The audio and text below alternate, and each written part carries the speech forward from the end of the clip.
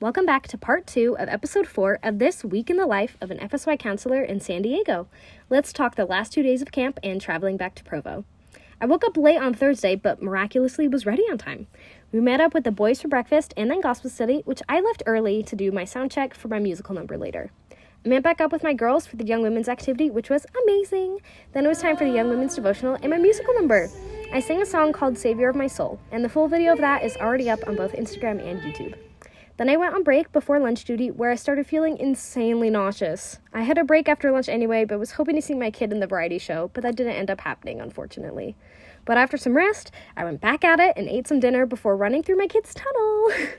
The musical program, medley, and testimony meeting all went great, but the kids were really rowdy, especially walking back, and I had a little mentee bee about that. It was just very stressful. But I woke up feeling a lot better emotionally and physically on Friday. I did wake up late again, but yet again was miraculously ready on time. We had breakfast and gospel study before I went on break, where I got some treats from Trader Joe's and fully readied myself for the day since I wasn't able to that morning. I enjoyed some of the treats before meeting back up with my kids for the sharing the gospel activity. Their video was so cute. Then we headed to lunch and my kids did some magic for us. After lunch, it was time for showcase. One of my kids was in the dance contest and did an awesome job. Then I emptied my wallet for my kids so they could have treats and hung out in the lobby during flex time before heading to dinner. Then it was time to go to the dance. It was so fun, especially when a crazy thing happened and the DJ's phone played a totally random line dance. I don't know how it happened though. After some water duty shenanigans, I was on break where I packed as much as I could in half an hour before meeting up with my kids for a very emotional company taking it home. This group got so tight-knit by the end of the week, and the goodbyes were hard for them. I enjoyed my treats during night watch, which was super chill, and then I went to bed. Saturday was a pretty crazy day, but my girls were all at least on their way up by 7 a.m., so I was able to head to breakfast. But I had to wait quite a bit for a gluten-free one, so I didn't get to eat a lot before it was time to head to the buses.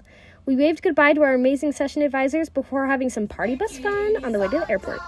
There were some shenanigans in the security line before most of us resigned ourselves to not eating because there were no restaurants in our very poorly designed terminal. But then we were on the plane and soon enough back in Utah. We barely missed the front runner though, so I had to cancel an appointment since I was going to miss it. But after some waiting, we hopped on the next train and made it back to Provo. My 2 weeks in San Diego were some of the craziest yet most rewarding weeks of my life. I learned so much from these kids as well as some of the hard experiences I had. Even in the chaos, and actually especially in the chaos, I was really able to see the Lord's hand in my life. I know that He is truly in the details, and I saw that the rest of my summer too.